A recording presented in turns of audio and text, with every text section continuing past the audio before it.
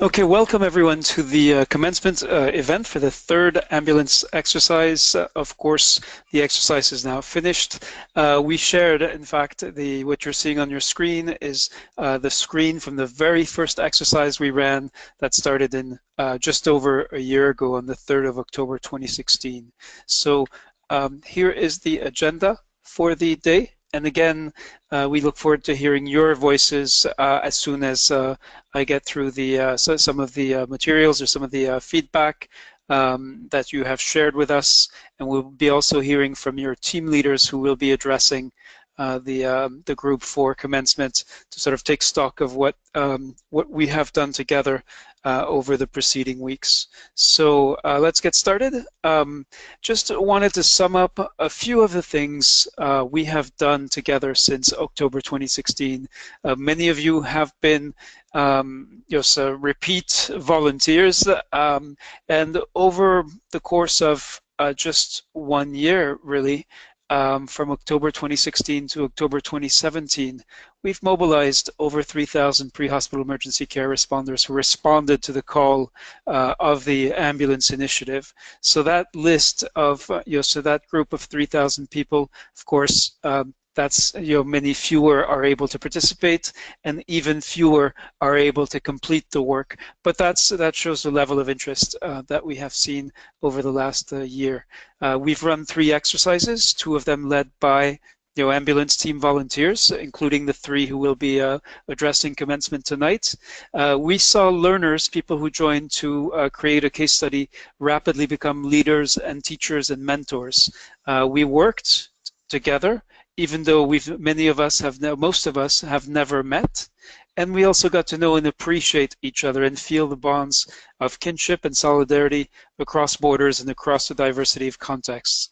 Together, so far, we produced 271 case studies, good practices, risk analysis, and above all, we got people all over thinking together about how to improve protection of healthcare workers. So that's just, I hope, a few of the things that we got from this initiative in its first year, and look forward to what's next to further the work and the motivation and the energy and enthusiasm that you've channeled here.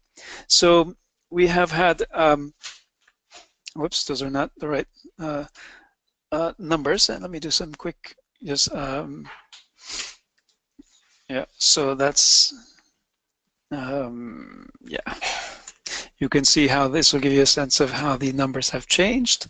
And so we have together 92 graduates, so people who completed their case study in this course. And that obviously is a very impressive result when you consider that this was done over 4 weeks, that many of you, almost all of you, are working full-time, as well as engaging in the exercise. And that for many of you, this was a new way to work, a new way to learn, and a new way to share across borders. So I just want to recall and recognize the partners, the Norwegian Red Cross, the International Federation, and the International Committee of the Red Cross. And now really hand it over to Hannah, Christina, and Michael to address the group and help us take stock of what, from their perspective, we have done together, what it means, and where it might be taking us in the future. So, Hannah, over to you. Okay, do you hear me well?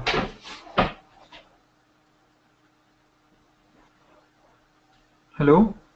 Yes. Thank you, Rida. Thank you for this introduction.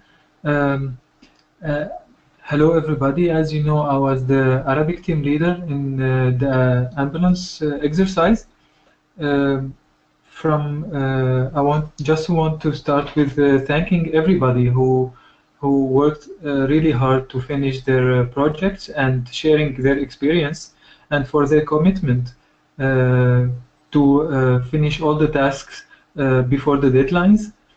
We all know that everybody has his own business and his own work, but although he was committed to finish their projects and sharing the experience with other colleagues. sharing experience with other colleagues, that's really important from my point of view, and because one experience that one first aider or healthcare provider has faced can help another colleague maybe on the other side of the world. Just mentioning a small or best practice that you did, that maybe will save life your colleague in another side of the world. That was really important, and thank you so much for sharing your experiences. In the meantime, I want to thank two of the last exercise participants who were volunteered who volunteered in the Arabic group in this course or this exercise to help and support their colleagues in the Arabic team, uh, they are Basil Azizi and Humam Al Naib, who really help their colleagues and support them when they face any problem or technical problem in Scholar. I want to really thank them and to encourage other colleagues to volunteer in the upcoming exercises. Uh, in the end, I don't want to say that's the last time that we will meet together.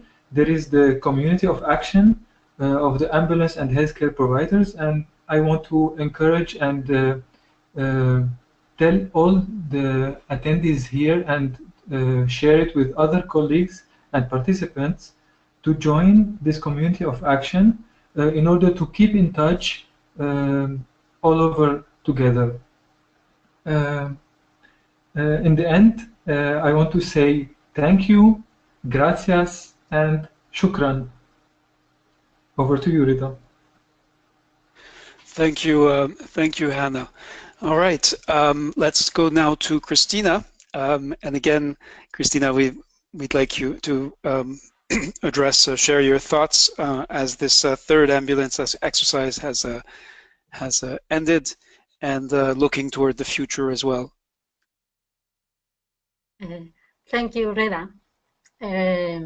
First of all, congratulations, everybody, on sharing your incidents, experiences, and tools with us, and of course, of having finished this course. Unfortunately, violence against healthcare is a common situation in every part of the world. From my personal experience as an emergency doctor, in the last year we have been experiencing an increase in violence in general and, of course, against pre-hospital services. In this sense, we have experienced situations of insults, verbal abuse, and assaults. Our goal is keeping working to avoid this violent situation and try to treat our patients in the best way. So I would like to encourage healthcare personnel from all over the world to do this type of courses because, first of all, I believe it's important to know how each one of the medical services works or how they deal with these incidents or what kind of solution they use to solve this situation and so on.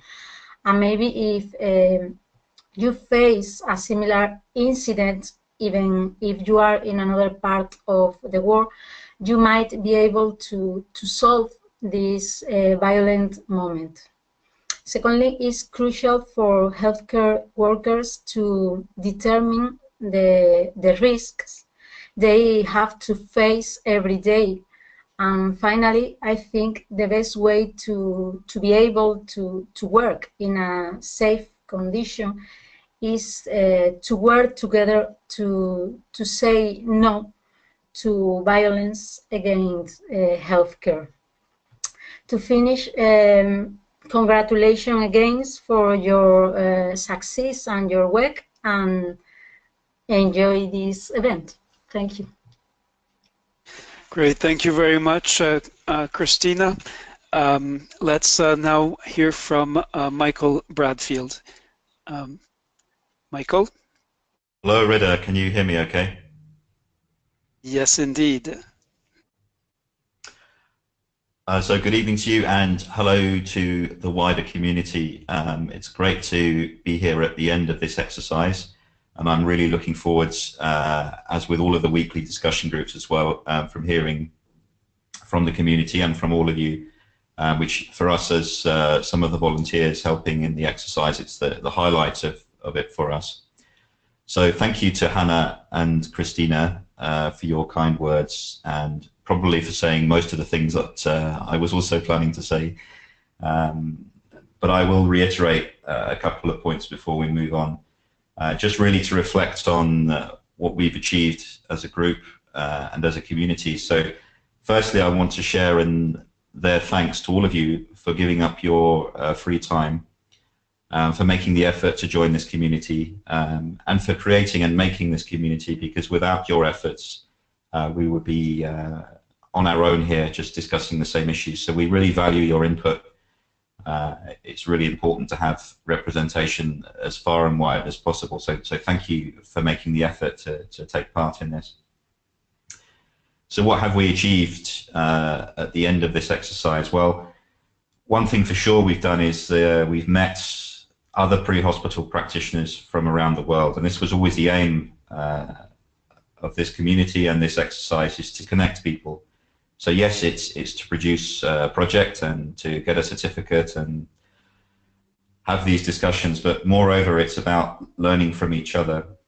And I think we're probably unique in any exercise, certainly that I've been involved in having such a large representation in terms of numbers of countries, levels of experience, and types of background. And I think it's a real strength of this community that we can bring all of these people together. And as Hannah and Christina said, we can learn from each other. I think another thing we've achieved as a community is that we have reflected on an incident in some detail that's happened to us. And I think in pre-hospital care now, it's commonplace for us to debrief, to discuss, and to reflect on clinical incidents. But I think perhaps it's less common for us to reflect on the safety and the danger that we place ourselves in. So this was an environment in which we could do this, not just look at the clinical and the technical issues, but look at the importance of the danger, which I think sometimes is overlooked by all of us. So it's been a good opportunity to do that. And the third point that I wanted to comment on in terms of what we've achieved is, for many of us, this will be the first time that you've taken part in online, collaborative, international learning like this. And I think we said in the very first meeting, bear with us. If you're finding it difficult, you're finding Scholar difficult, you're finding the whole thing a bit hard, please just stick with it. We'll do what we can to help you. I know we've lost a few people along the way, as always happens with this type of learning activity. But I would like to say to those of you who are with us this evening, who've made it through the exercise, and the vast majority of you have submitted your assignments, thank you very much for your persistence, for your dedication, and for opening yourself up to this new type of learning. And I think increasingly technology allows us to move, to meet and to build these types of communities together. And I know Reda is going to talk about the next steps for the community after we've finished talking. But well done for you for stepping up, for tackling a different learning platform, for engaging with it, and for sharing. So we're very appreciative for it. So thank you to all of you for all of your efforts on this. It's been a real pleasure from us being involved and trying to support you as best we could. And I'm really looking forward to hearing your incidents through the rest of this commencement, and in staying in touch with some of you within the community after this. So thank you very much to everyone. And Reda, I'll hand back to you. Great. Thank you, Michael. Thank you to Hannah, Christina, and Michael. Now, some of you have already completed the the post-exercise survey. So this is where you get to tell us how we did, and you get to give us your feedback. So I'd like to share some of that with you. There's some very interesting insights that you have shared with us. So this is what I'd like to do next with you. And so we asked you basically about overall satisfaction. And yes, so you can see that this is the result. What's more interesting are some of the some of the words you wrote us confidentially to tell us how you felt about the course. So you said obviously very beneficial for the ambulance worker. I learned a lot from paramedics, rewarding experience. Did not know what to expect, but found the course very enlightening. Appreciated the concerns and the perspectives of other providers. The differences, the diversity of context with respect to danger and violence. Yes, the review of other studies looking at what the incidents that other people have described. And then one person just said, yes, it takes a bit of time to write about the incident. Now, there are some areas for improvement that we've noted, and we take it to heart to try to keep doing better. So one person said they found this too academic and maybe a more technical side could be added. Another said, it's too bad that there were so few of us in the Spanish version. And another comment was that there's a need for better introduction to the course and sort of stroke of the brush to give us people a sense of the sort of substance, what was actually going to happen throughout the exercise. So on all three of these issues, and the other feedback we'll be receiving, we'll definitely be looking at that and thinking about how to improve. In terms of the extent to which you considered that you learned a lot by participation, you can see the answers here, and we asked you about what actually changed.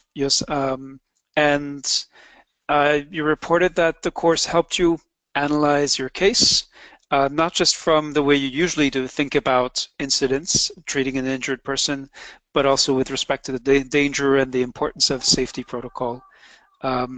One person living in a war-riven country made them realize that there are people on the other side of the world who may not be at war, but who are also facing danger of sorts. So the other thing we were especially interested in looking at in your feedback and sort of pulling out is, what did it change about your thinking, how you prepare yourself? That's some of what you told us. When we asked you about becoming a member of the Community of Action, so Hannah referred to the Community of Action, which now has its own platform. This is what you told us. Most of you are ready to join, so we'll be following up with that and looking forward to it. We asked you what was difficult. Some of you found peer review difficult, and then really just the unknown of not really knowing what this exercise is going to be about. And I think many of you will recognize yourselves in the third comment, just feeling like you have no time and really alongside working a full-time job and having a personal life and perhaps a family, having to make time for this, as Michael highlighted in his address. So the question of motivation, there's definitely praise for all of the team leaders, and yes, that was the main source of support. Again, the exceptional leadership demonstrated by the team leaders and the other volunteers in the course. And then when we asked you if you would recommend this course or this exercise to your colleagues, this is what you answered. So that's it for the feedback. I've posted a link to the feedback survey. If you have not yet completed it, this really helps us. And right now we do not have everyone's perspective. Whether you have good, positive or negative things, or let us know. We really appreciate and value that feedback. So now I'm going to switch to the moment of pomp and circumstance, which is what we're going to do next. And I know this may seem a bit tedious to some of you, but it is. You did work for 4 weeks, so I hope these few minutes during which we will share the names of the participants who successfully completed their course projects and should be receiving their certificates once the team has reviewed everyone's projects. We'll be sending them out. So I'm now going to hand it back to Hannah. And Hannah, I will follow along in the PDF, and let me know if I just don't catch it when you switch from one name to another, as the first set of names will be those in Arabic. Okay, thank you, Rida. Okay, so the first one is Yusuf Jindiye, علاء الدين طابوني, نور الدين شرباتي, آلاء فتياني, ليلى مسعود, أنس بخشين, محمد عالم, عامر البيج, زكريا دغميش, هشام ناعم, حسام جاموس, عبد القادر عبد الدايم, مي صفوت صبحي, إيهاب الماهر, عبد الله جهجاه, يوسف المدور, أحمد حازم عبيدو, علي زينو, محمد محمد, ريان بدوي, إبراهيم الطحان, بشار زكري, همام النائب, أشرف جبارة, محمد ضمام القاضي, أحمد سجيع, وائل طيارة, وشاح محمد نور, فدوى الطرابلسي,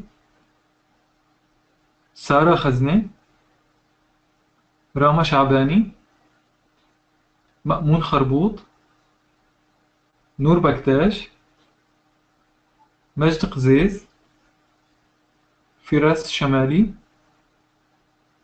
فواز حمود حسين المغدوي, محمود كردي, محمد عثمان شاهرلي, أحمد درة, داليا الدرويش, سليم أصلان, أمجد الخوام, عبد الكريم الصمصام, نورس أبو خير, رشا بهلولي, عبد العزيز الإبراهيم, محمد جديد, وسام دلة, عبد الرحمن سيد حسين, نمير الأتاسي, عبد الله حمد, ضلال حمادي, آية جندلي, كريم شهلوب, نزيه بخشين, سمير شعار, أحمد الضيخ, بشار أطرش, بهزاد العبد الله, حسان خرفان, بيداء الحصري, حسين سليم, لما حاج قاسم, باسل عزيزي, أوس الحميد, عبد الرحمن الشيخ ورق, ناظم طيارة, ياسر الأحمد, برهان زيدان, هدى العبد الله, عبد الرؤوف اسطنبولي, إبراهيم الحميد الحسن, حسان فتال. Great, thank you, Hannah. So these are the members of the Arabic cohorts who successfully completed their projects, pending a final review by the course team. Now over to Michael for the members of the English language group. Thank you, Reda. Ghalia Musali, Toyin Afolabi, Sosen Joma, Aaron Lim, Carl Flores, Raymond Omno, Caroline Wesley, Carla Esteves,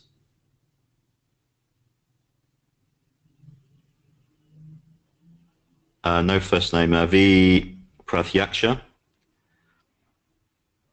Lynn Johansson, Inyin Amos, Lilak Elata, Uzi Benzvi,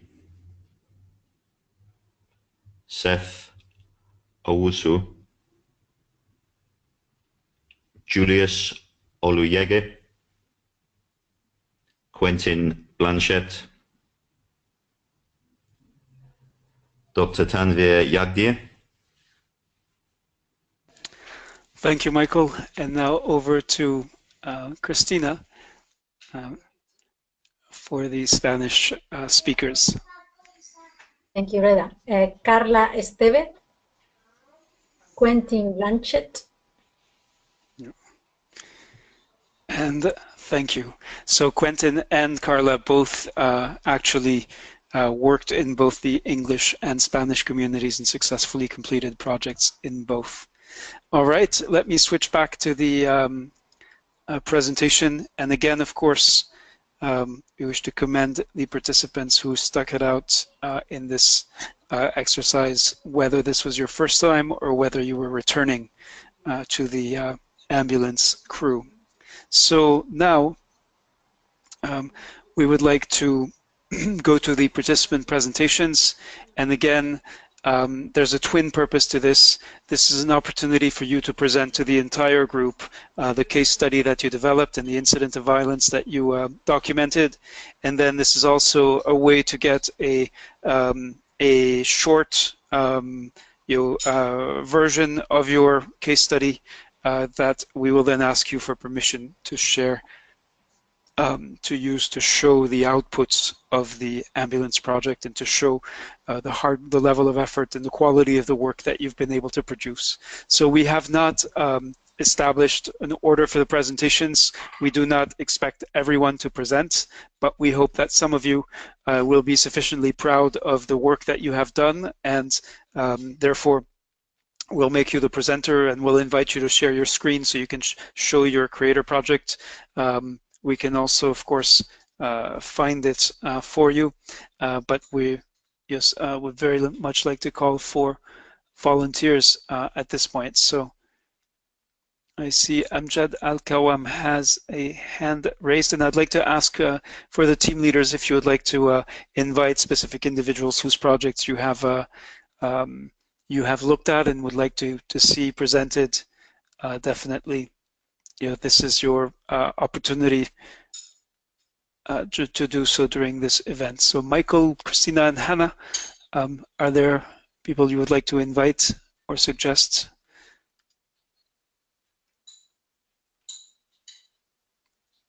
That they step up. Well, if anyone would like to offer to speak in the chat window, then please do as well. I don't want to pick on anyone who doesn't want to speak if they're not keen to do so, and we want to hear from as many people as possible. But is there anyone who'd like to volunteer? Yeah, and of course I know that for some people language is an issue. Yes. Rida, I can ask Bashar to talk a little bit about his project if he's available. Okay. Bashar, just unmute yourself. Yes. I want to say something. I was little late for work and for the preparations. I didn't get enough shares from our posts, but I read some posts of my friends. I will experience to benefit me in after the war and in the rest. And I want to thank Hannah, Humam, Mr. Rida, and I said for Mr. Rida, this is the first time for me, and I hope this is not last experience. And I hope this is can save the world when we learn from our experience.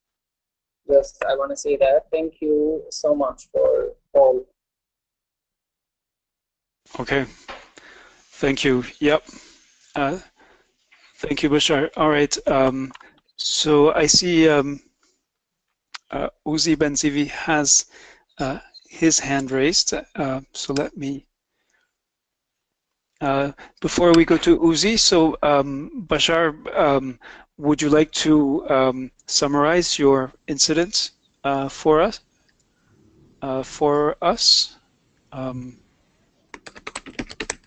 And are you okay with us sharing it on screen?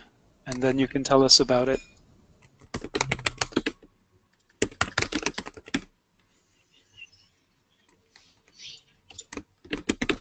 Bashar, are you able to hear us? Yeah, Hannah. Yeah, what? Ask again, please. Internet is bad. Okay. All right. Okay, so thank you for the few words you were able to say to us. Let's go to Uzi now to see, yes, if he is able and ready to present his project as a return volunteer for the ambulance crew. If you can put my work on the screen, because okay. Yes, I can.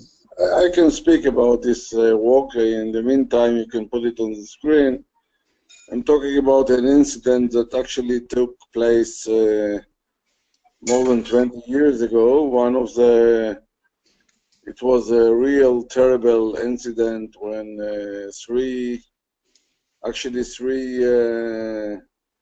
bombers get into a central bus station where a lot of soldiers were waiting for the bus, and they actually explode one after the other. The first one exploded, killed a lot of people, and then the second wait for the ambulances to come and to the crew and to the medical crews to come and explode himself. And fortunately enough, the third one got cold feet and didn't explode himself when the rest of the ambulance came. It was the first time we had this kind of incident, and unfortunately we can see it till these days when ISIS is doing the same in many other places, you know, waiting for the ambulance crew and attack the ambulance crew. We learned a lot from these incidents regarding the body armor, helmets, and how to get into the place, how to protect the perimeter after the bomb, the first explosion, and try to avoid the second one. And I think nowadays, the way we are acting today, when we got to this kind of incidents, especially suicide bombers, when you don't know if it's only one or more than one, if the suicide bomber put another bomb, you know, waiting to explode right after he's exploded. So it's a very risky situation, and we try to protect not our crew, in order to let they will have a chance to try and save lives, because that crew is not helping very much. And I think nowadays we have a more the protocols are for this kind of incidents are more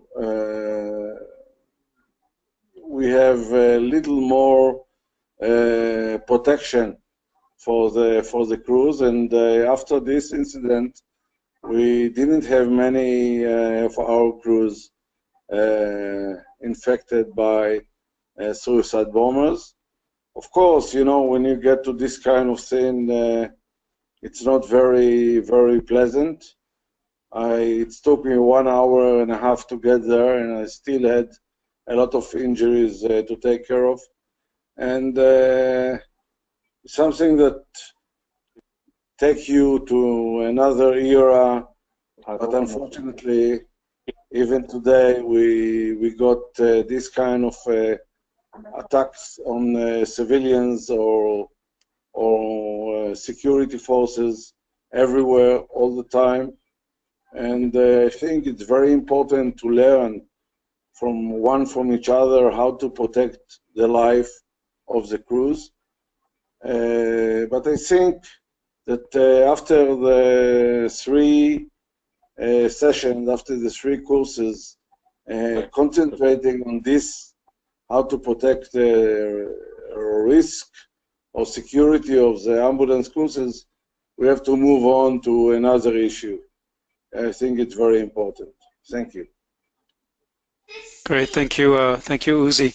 All right, Michael has indicated that Carl is next. So, Carl, let me unmute you. Welcome. Welcome. Can you all hear me? Yes, yes, indeed. And can you remind us where you are connecting from, sir? I'm connecting from New Orleans, Louisiana. As you can tell in my accent, I'm not quite Cajun, but it's got a draw. All right, all right. Okay, let me find your. So, let me just find your case study so we can pull it up on the screen. Excellent. While you do that, I just would like to express my thanks to the facilitators of this. All of you all as instructors have been very well received, as well as want to thank you for the time that you've committed to this effort in our professional industry, as time is the most precious thing we have. For you all to give this so that we can present and learn from each other is exemplary. So thank you for that. Thank you, Carl. So I've pulled up your case study, and I see some pretty dramatic pictures. So looking forward to hearing the incident and, most important, your analysis of it. So yes, as a background, my name is Carl Flores. I'm the chief of EMS for the city of New Orleans. A popular agency now by view of a show called Night Watch. So if anyone feels, please Google Night Watch New Orleans and you'll see some of our colorful employees. We handle, in what I've just gotten third quarter numbers, about 66,500 calls per service per year, with only about 11 trucks to satisfy that in a about 150 square mile land area, 300 square miles with water or habitable land. So that's what we have to cover. And we do that with about 11 trucks. So pound per pound, dollar for dollar, we have some of the busiest paramedics and EMTs in the country. We are also one of the most popular cities in the world, 5th in the top 5 ports in the continental United States. And we have a small gathering every year between January and March called Mardi Gras. So if anyone's seen it, Brazil had the start of it, and New Orleans took it on. This is a gathering. Influx is about 1.2 to 1.4 million people.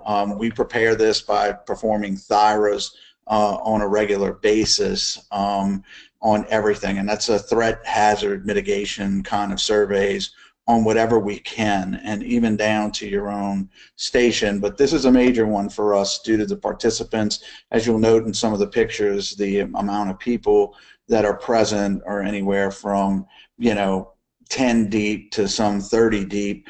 Children, involves bands. This one parade though that we've had that we prepare for is called Endymion. It's what we call a super crew parade. It virtually cuts the city in half. This is a rough day for our team members, as we will extensively work 16-hour days at a yield, but administrators were there probably greater than 20 hours on these days, working straight to ensure that everything's operational.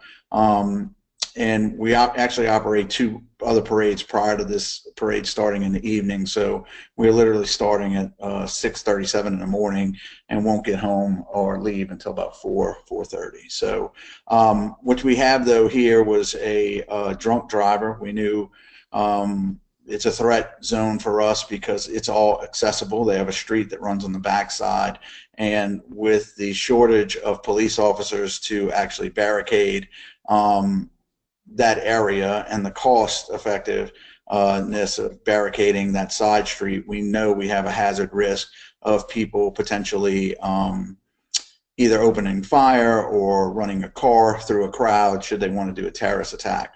So in this instance, it was late in the evening. We were actually standing on the corner prior to, I was trying as a chief in this year to remove myself from direct command and serve more in the unified command standpoint. But because overlapping parade held, I continued in my normal duties into command of this corner where this incident actually occurred. And we knew it's a high populous area, probably about 50 to 60 people deep across a median and completely full for about 8 blocks or so. It was so inundated with people that the cell towers were shut down. So right about the time that we're there, we were working multiple incidents to gather resources as we knew calls were about to come in. I heard a plick and turned over and saw a plume of smoke. And what had happened was that a vehicle, a truck from a drunk driver, had struck 2 vehicles and curved his way into a crowd that had a median of about 60 people on it. So knowing the potential, we activated all our systems and processes.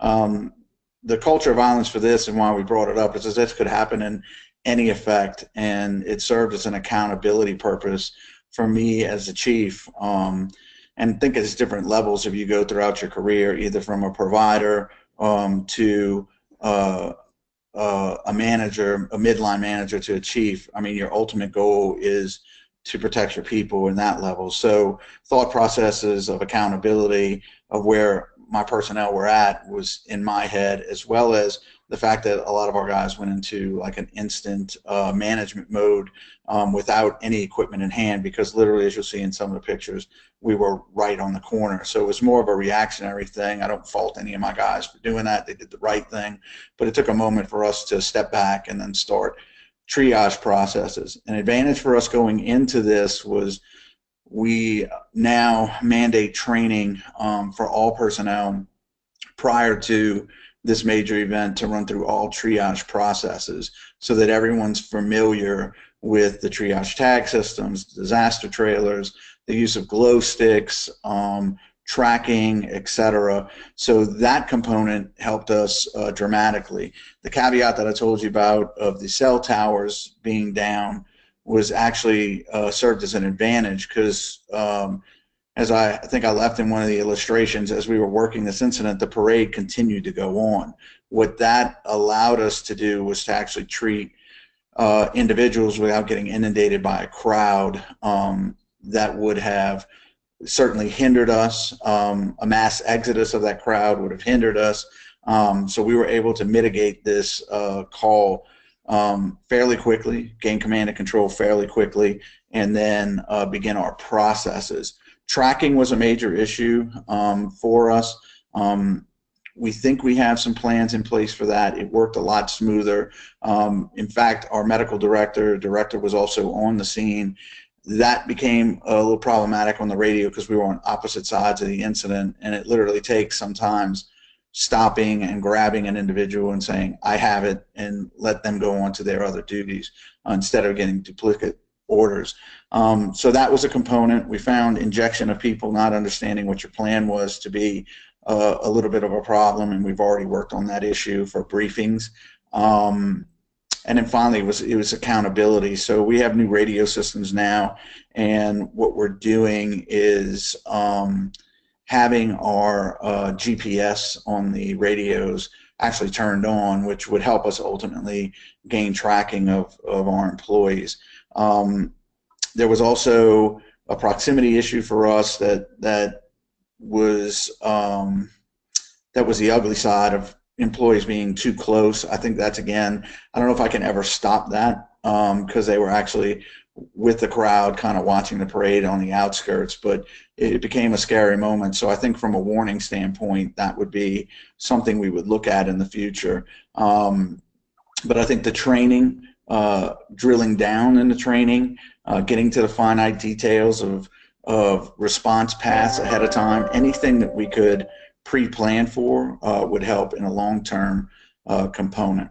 So that's the basis of my presentation. From my standpoint, with the project and the presentations provided, it allowed me a lot of insight to what others see as a culture of violence. For us, I think in the U.S., obviously we have our own issues, and with the recent shooting in Vegas, there are higher level of concerns. And I think globally, we as providers, healthcare providers, have become immune to the violence upon ourselves. So it's good for me as a chief to reevaluate and take that in, so that I can then take that to my staff and start looking at different training efforts to de-escalate situations, and potentially also provide avenues for them to protect themselves. So I think from that's what I've gathered out of this course for me as an enlightening moment, and to stop taking a 10,000-foot view on big global issues and try and drill down to some finite issues that the employees themselves are dealing with. Okay, thank you, Carl. And just a quick question I can't help but ask. There are, of course, people of many different levels of experience and seniority, but how, if we were to run an exercise like this again, how many people should we expect to join from the New Orleans service that you manage? I would push it out to my leadership team and probably some key groups. I don't know how many would sign up. My hope is that they would take the chief's suggestion and sign up, but I think I could easily get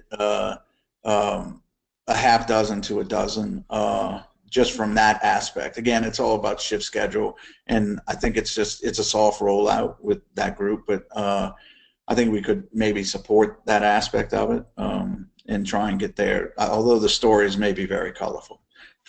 Right. All right, thanks. I couldn't help but ask. All right, Caroline Wesley has kindly volunteered to present for the commencement. So I have pulled up, I hope this is your case study, and now you will need to unmute yourself, please, and confirm if a couple of people can confirm that you can see the screen. Yeah, we can see it, Reda, thank you. Great, yep. Go ahead, Caroline. Okay, hi everyone. Hi, yeah. So mine is a different context compared to many. I work currently with the International Committee of the Red Cross, but before then I've been a first aid volunteer, British Red Cross, and then in Nigeria as well. So the situation in Nigeria where the incident occurred, it's I wouldn't say very high risk conflict area, but quite a risky area. So I was on this trip on my own with the family, and I happened to witness like an accident scene, a road traffic accident. And like I said, the situation, the context in Nigeria, health systems are not as good as with other developed countries. So most times health care and care for the wounded are like personal responsibilities of the people. So I witnessed this incident where a road traffic accident occurred in a very remote area, and the area is quite like a plateau, like very steep on the hillside. And the nearest hospital, let me call it a cottage hospital, the hospital was on strike when the incident occurred, and the next health facility was 2 hours away. So I happened to be the only skilled first aid person who had the skills for first aid during the incident. And we're dealing with over 36 people injured and wounded. and most of them were like in critical conditions. I happened to know how to triage, which I tried to apply, and then I had 7 other persons with me who could help.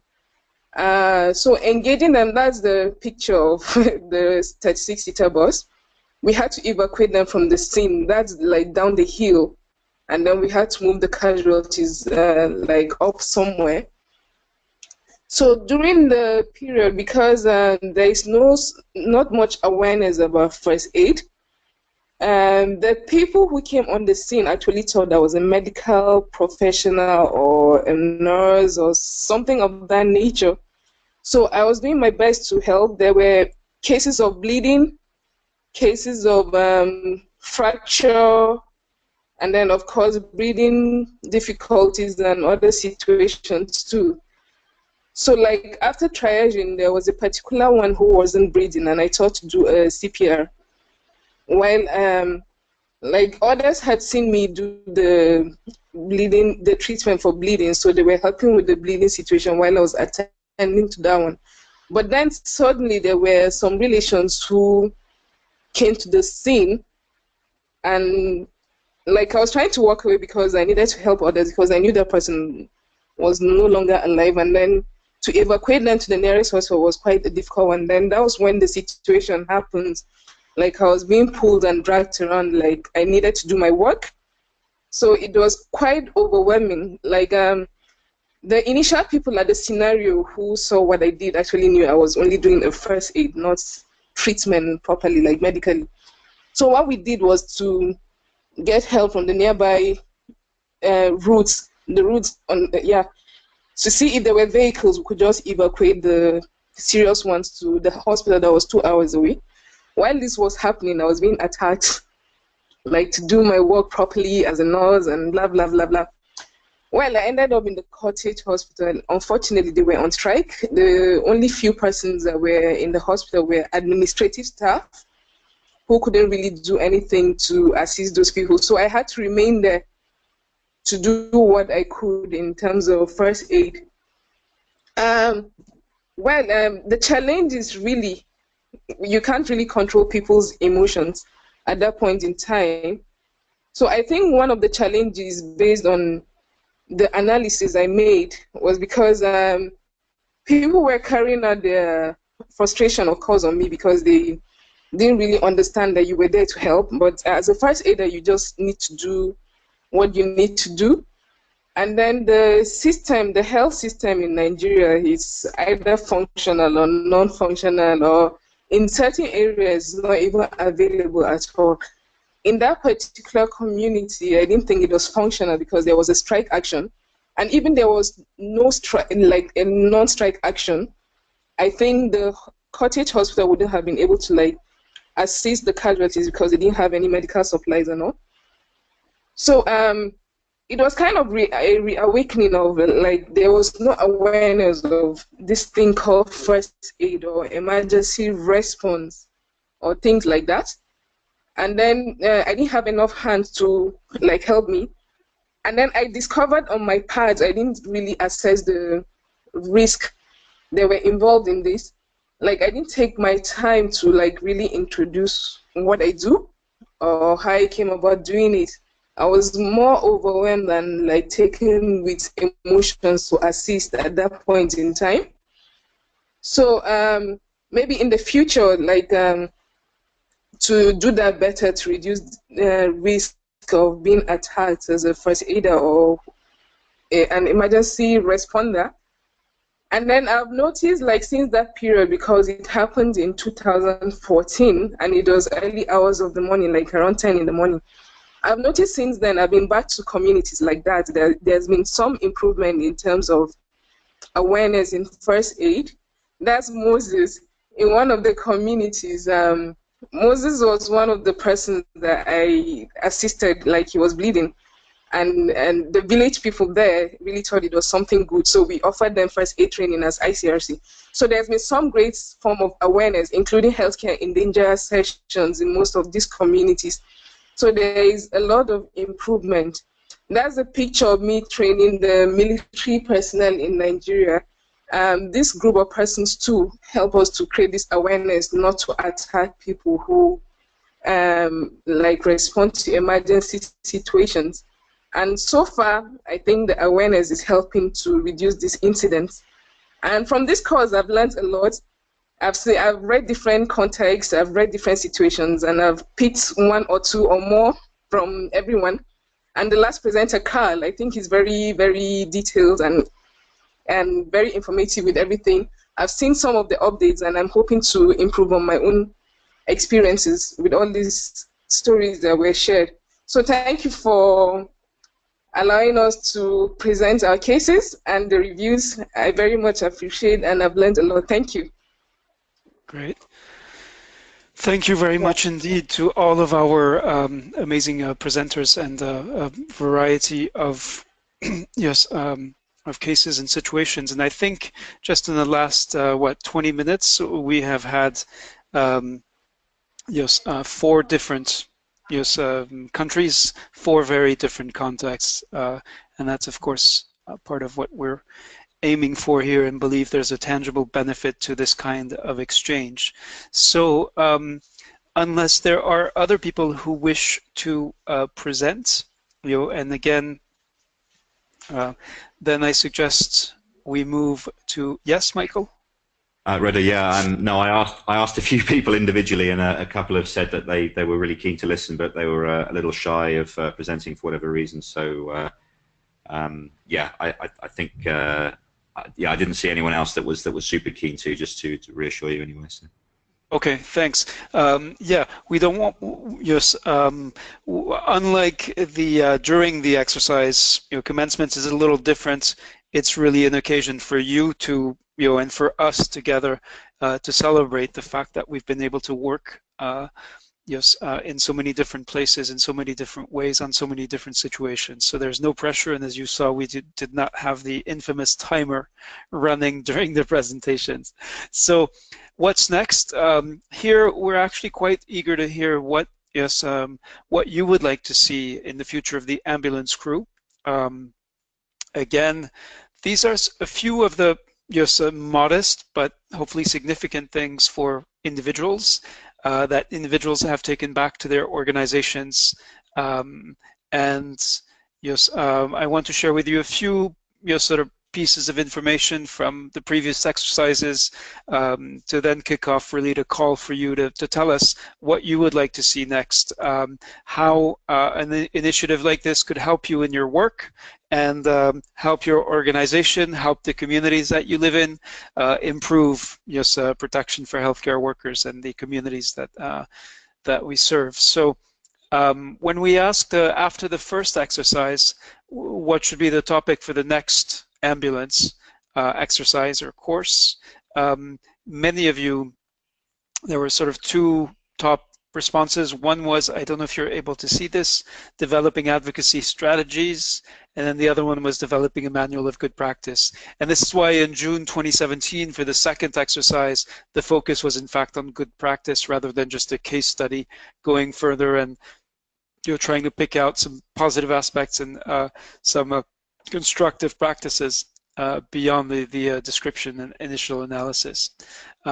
So we also asked at the time if you'd be willing to join a regular group discussion, and this might, so there would be a number of ways to provide this. Of course, the Healthcare in Danger project now has a high quality platform for dialogue and for sharing resources and so on. In fact, many of the case studies produced by the Ambulance Project are already on that platform. So that was the answer on that question. And then we asked you what would support you in your daily work. So there you said basically some of the participants in that initial exercise said we're basically ready for any course to be developed. And when we asked, yes, what would be of interest to your colleagues, because we figured that the people who joined the first exercise were the early adopters, and therefore we were interested, well, what would it take to get your colleagues, to dedicate, some of their precious free time, as several of you have mentioned, to actually engaging in this kind of exercise. So these were some of the answers that participants gave us. now a year ago. And in terms of the learning approaches, these were some of the suggestions of what the kinds of things you might be interested in. So I'd like to go back to that initial question, yes, and to hear from commencement participants. What do you think we should be doing next in terms of activities in 2018? And in sort of sharing your thoughts, do tell us, we know that if the initiative does not fails to propose something that is tangible, practical, that will actually help you develop and grow and become better, help you be better prepared, help you respond better to the threat of intentional violence or intentional violence in all its forms. That's really our purpose. So that's not just that's not for debate. But then the question is how using these digital means, working across distance, using these technologies that can help us develop new knowledge. What should we do next? So I see, yeah, and. So of course we need a volunteer, and I do see Tanvir Ahmed Mohammed Ishaki at Gear, so I'm going to unmute you. Yeah. Hi, Mike. And yes. Yeah, can you hear me? Yes, indeed. Yeah, thank you very much. First of all, I would like to congratulate everyone of all the group, including our team leader, Mr. Michael, and you and all the other team leaders for their great support throughout the course. When it comes to the what should be doing in the future, what could be the ambulance crews doing, definitely there are so many topics already had been mentioned from other colleagues and all that one. I agree that one of the most important thing is the developing the guidelines, common guidelines. Now we know there's so many guidelines in terms of the treating the cardiac arrest. There is a how the chain of survival is there. So similar to that one, we have the for disaster. Now there is a guidelines. Now we have to develop some guidelines which can be a universal guidelines for treating the how to assess the in violence situations, and it's going to be supported by law enforcement and all that. Definitely that is going to be there. In addition to this one, I just like to be have one concern in terms of the patient safety also. Which is really a very challenging nowadays, because in hospital it is nowadays still there are they are trying to be measures the medical errors, the other kinds of all errors related to the patient safety. But in ambulance services we are far away from this one. So this is also I would like to be get your attention if you can do something on that also, one of the topic in the future. To be come up in with the other colleagues in mind to have something a patient safety concept in pre-hospital scenarios. That is one of the topic I'd like to suggest. In addition to this one, is it possible can we do some other kinds of surveys with other colleagues? Let's consider if I'm working for any project for my organization for development of the like KPIs, development of the CPGs or something like, so we can share with each other's other organizations, and we can come up with some of the universal guidelines with a different scope of practice, like for the EMTs, paramedics and all that one. And it can be supported by the Red Cross and all that one, to have at least the developing countries where there is not a single guidelines is followed, so they can adopt easily. That's a few of the point I just kept in front of the other colleagues. If they have anything to discuss, I'm more than happy to do that one. And definitely, I'm forward as an active member of this community. Great. Thank you very much for this. Yes, and there are some messages in the chat which I'd like now to go back to. So Galia Musali says, what was curious from this experience is learning that dangerous situations happen all over the world, especially when you come from a country where the situation is very hot and risky. You think that those sorts of things happen only there. But then you read cases from your ambulance colleagues and find out that some situations on the other side of the world are so resembling and could be happening in your home country. Then there are Yes, there was a question from Ahmad Mouake, will we get any certificate after attending this commencement? The answer is yes. And then a comment from Uzi Benzivi, I want to see myself let the rest of the medics in the world learn about our first responder system. It is unique and can help other systems in the world. Yes, Caroline, so yeah, you've just typed the word lead or led. Anyway, are there other suggestions or ideas? What would make it what would be of interest to you? What would you like to do next as a member of the ambulance crew now that you have earned your certificate and completed your first or second or third exercise? This is what we would like to hear, and would certainly want to ask the team leaders as well for their perspectives, and maybe that is how we can close this commencement this day. So perhaps we could go to Christophe, who warned us that he'd be joining late, and maybe go to you, start with you, and go down the list to Christina, then Hannah, and then Michael to close this commencement and inspire us to look into towards what we could do together now that we've connected in this way, we've learned to work together in this way, and that opens up some new possibilities. Over to you, Christophe. Yes, hello.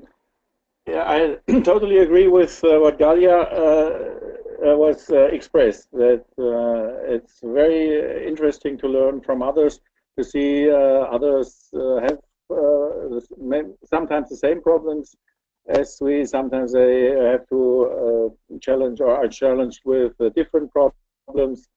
And yeah, I'm also keen on looking forward to new projects or new exercises, and also to learn from each other. So thank you for all participants who made it, and who wrote and did the peer reviews and did everything. And yeah, thank you for letting us take part in what in your experience and in your ideas. Thanks, Christophe. So can you tell us, for the next, if there is to be a next exercise, how many participants you will recruit from Germany? So both from German Red Cross, but also from private ambulance providers in your country, as well as Austrians, right? Just curious how many people you think you will bring to the ambulance crew.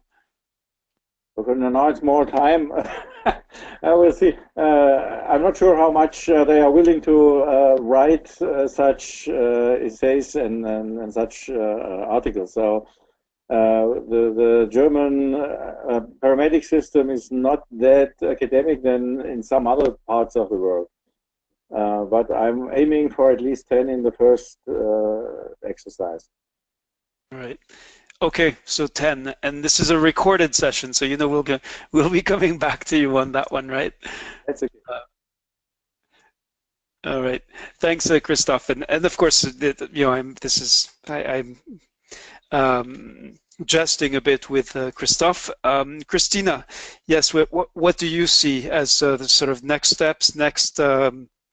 What would make you renew your commitment, your dedication? What do you think will also get people involved who are not as committed or as dedicated, but who have the same needs, who are also facing violence or the threat of violence in their work, and who could benefit from joining the ambulance crew? I would like to encourage people to continue working and sharing their experiences with us through the community, because I think it's the best way to avoid violence, and we need to work together to avoid these type of risky situations and insults, abuse, and another type of violence.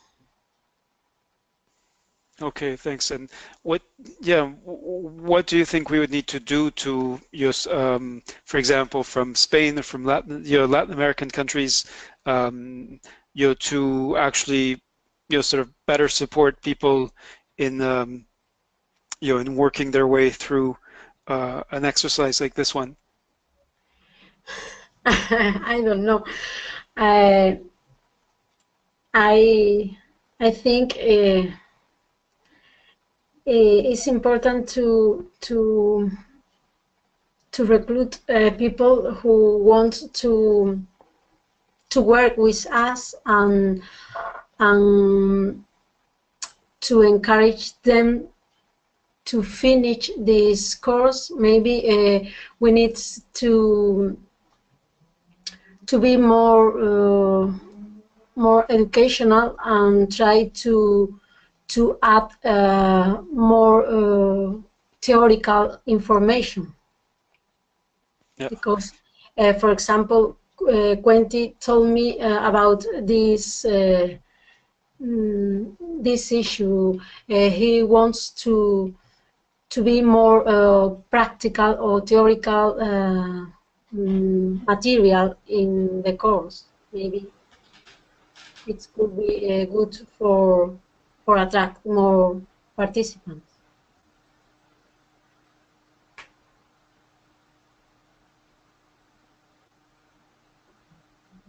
Oh.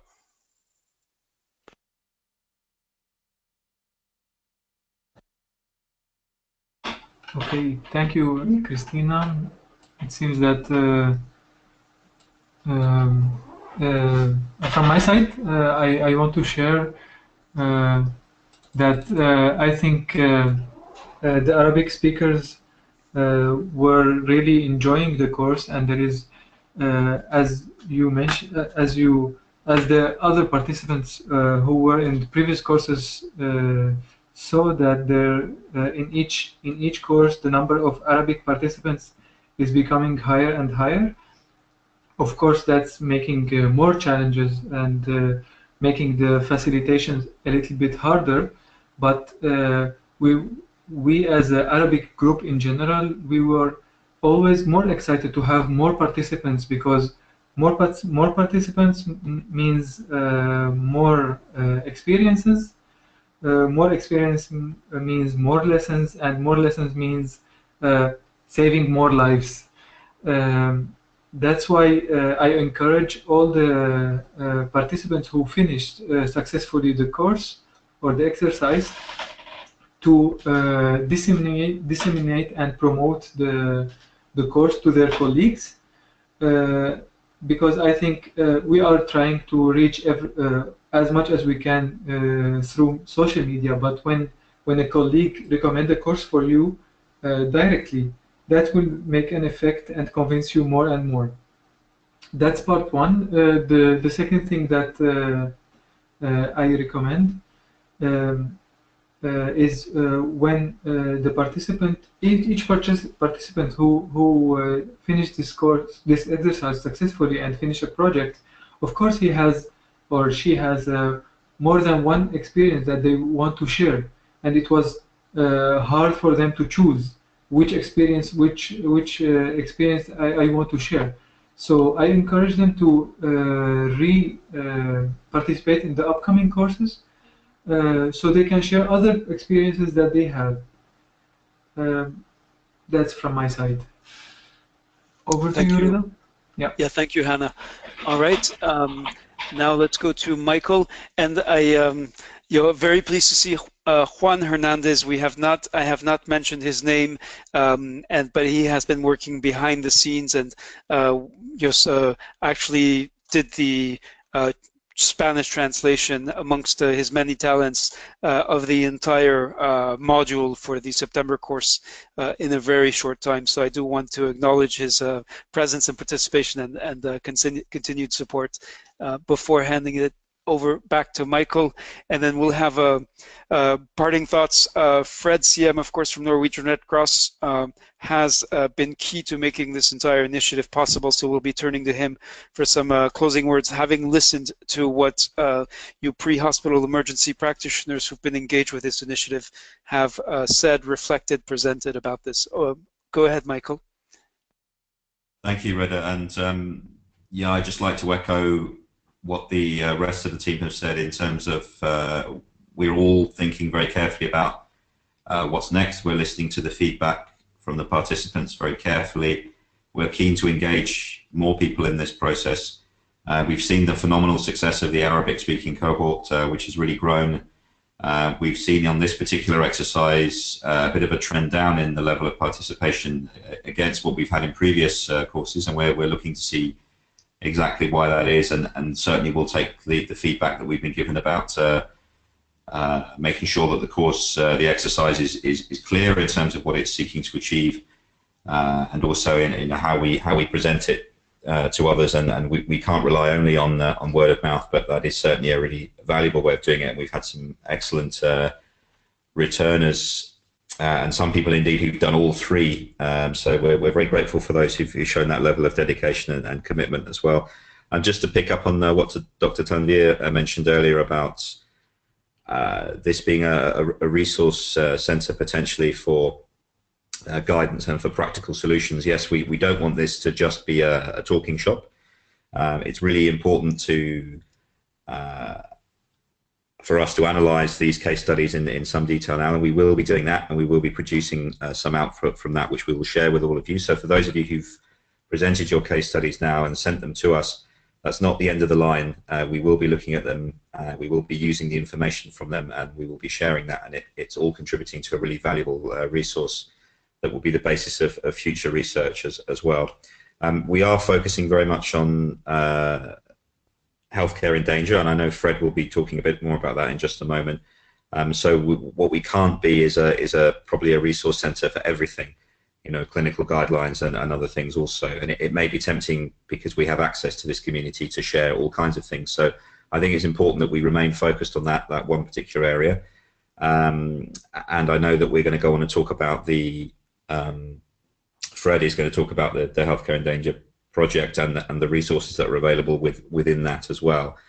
So I would encourage everybody to stay in touch via that mechanism, and also if you felt this has been beneficial, yes, as we've said, please do participate. Again, it's not just a one-shot affair, and do encourage other people that you think would benefit from this type of learning in particular. I know it is an effort to start with to get involved, and we do lose some people on the way. We're keen to look at how we can change that, but for sure there is a future for this type of learning, which is really encouraging. And I just take this opportunity to say thank you to everyone again for supporting it, and I look forward to staying involved with you in the future. Great, thanks a lot, Michael. So to close our commencement then, I will now turn to Frederick CM from Norwegian Red Cross. He, of course, has been one of the key partners for this entire initiative. Fred, you've now listened to the presentations of some of the case studies. You've heard different voices from the course, including those of the team leaders and participants. So we'd like to, we'd welcome your parting thoughts and closing words to bring this commencement to an end. Okay, thanks, Reda.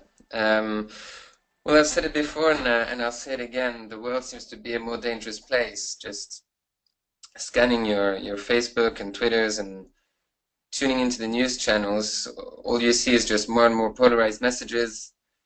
New parties are in power, new trends are emerging.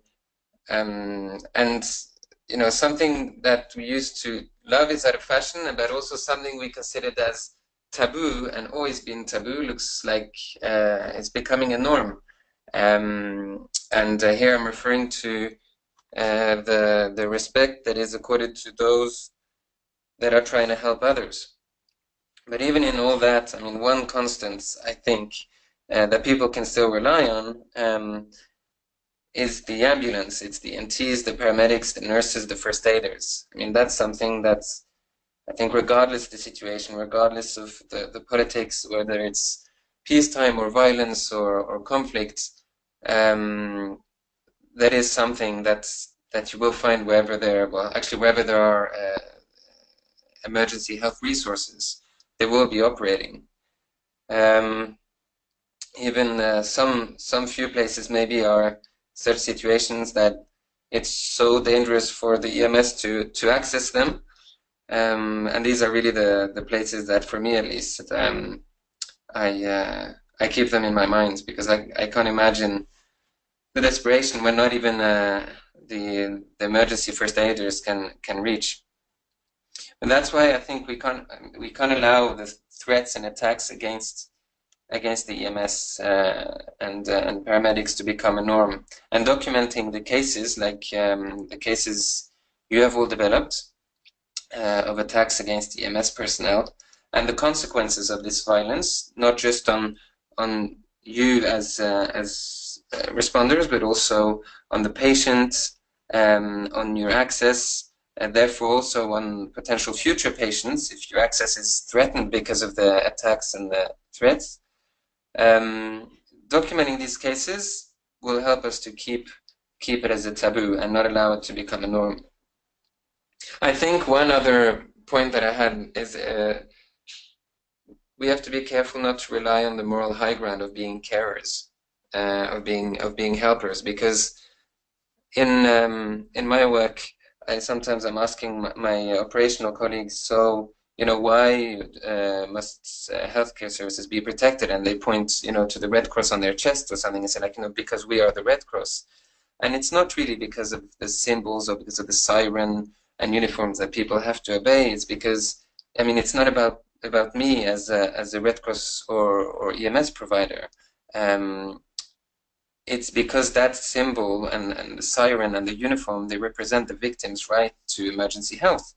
And I think one other sort of very general principled good practice is just our behavior, our response, our impartiality, our basically own respect for our uniform, for the siren, or for the symbol, whatever it may be, is really what is going to end up keeping us safe in that regard.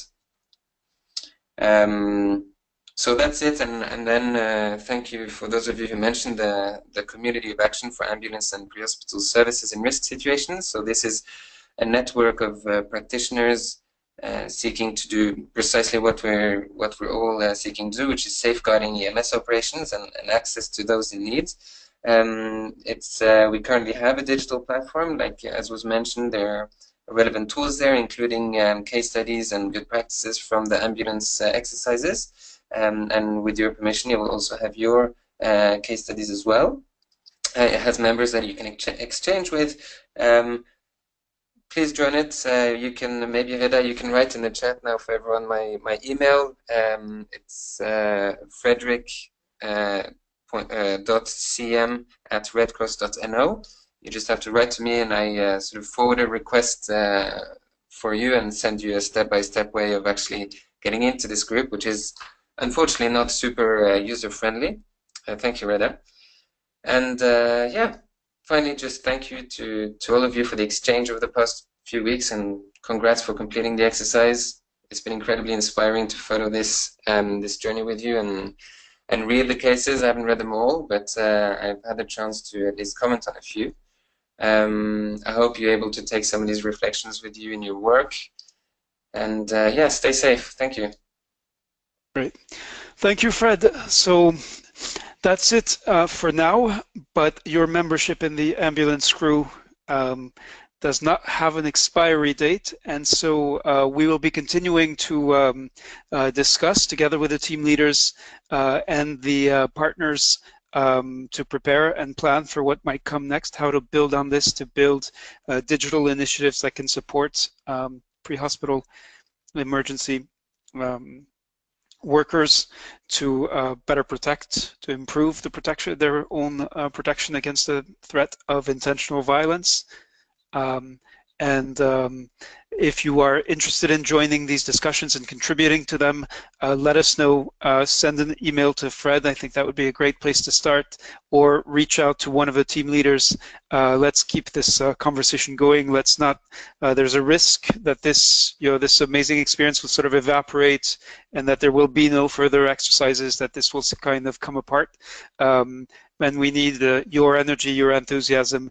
For this to sustain this, for this to become a sustainable project over time. So thank you all, wishing you all well, and looking forward to the next time we will come together as the ambulance crew. I'll now unmute everyone, and there will hopefully be some noise and some greetings and farewells, and see you next times from all over the world. Thank you all.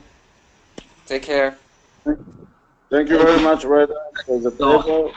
Thank you. Congratulations, everybody. Bye. Thank you very much. Mexico. Bye. Bye. Bye-bye. Bye-bye. Take care.